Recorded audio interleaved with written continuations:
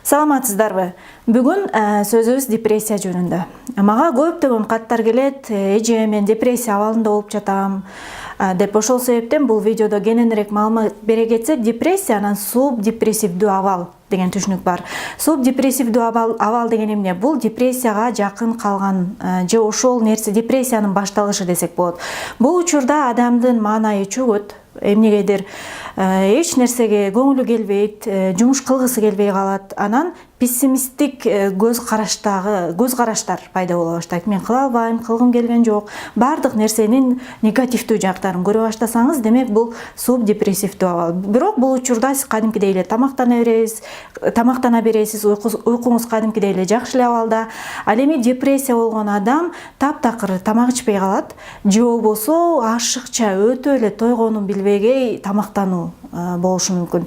Же депрессия абалындагы адам уйку эле басып калат. Күнү түнү тынымсыз уйку абалында, же таптакыр көзү умачтай ачылып эле уйкусуздук орун алат. Бардыгына кайыл болот, башкача айтканда башын төшөккө чүмкөп алып эле жаткысы келген абал болсо, демек бул депрессиялык абал. Бирок билип коюңуз, мен депрессиядамын деп эч качан өзүңүзгө диагноз койбоңуз. Бул нерсени керек болсо психолог да кое албайт. Психолог депрессия абалындагы адамга жардам бере албайт. Депрессия деген диагнозду тек гана медициналык билими бар адам кое алат жана бул абалга керектүү дары дармекти жазып бере ала турган адам бул психиатр же болбосо дагы башка мед кызматкери.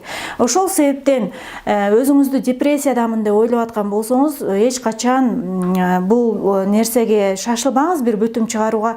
Эч коркпой эле мед кызматкерине барыңыз, мен ушундай абалдамын деп. Анан алар жеңил эле сизди ушул абалдан чыгара турган таблеткалар жазып берет. Бул нерседен да чочулабаңыз. Анткени депрессия абалында биздин мээбизде депрессия абалына душар кылган гормондор чыгып баштайт дагы.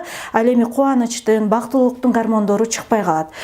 Мед кызматкер сизге тескерисинче бизди бактысыз кылган гормондорду басып, бактылуу кыла турган гормондору бар таблеткалар жазып берет. Ал нерсеге сиз көнүп кетпейсиз, ал бир нече гана убакыт ичесиз. Ошол убакта, сиз дары ичип аткан убакта, мээңиз автоматтык түрдө өзү иштеп чыкканга үйрөнө баштайт дагы, акырындык менен депрессиядан чыгып кетесиз. Ошондуктан коркпоңуз, дагы бир жолу айтам, чочулабаңыз, эч уялбаңыз. Эгер депрессия абалына жакын калып, же болбосо депрессияда болуп атсаңыз, шашылыңыз. Анткени мунун аягы аябай жаман кесепеттер менен бүтөт. Барып, мед кызматкерине кайрылып, керектүү дары дармектерди кабыл алыңыз. Ал эми дагы бир жолу айтам, психолог бул учурда жардам бере албайт.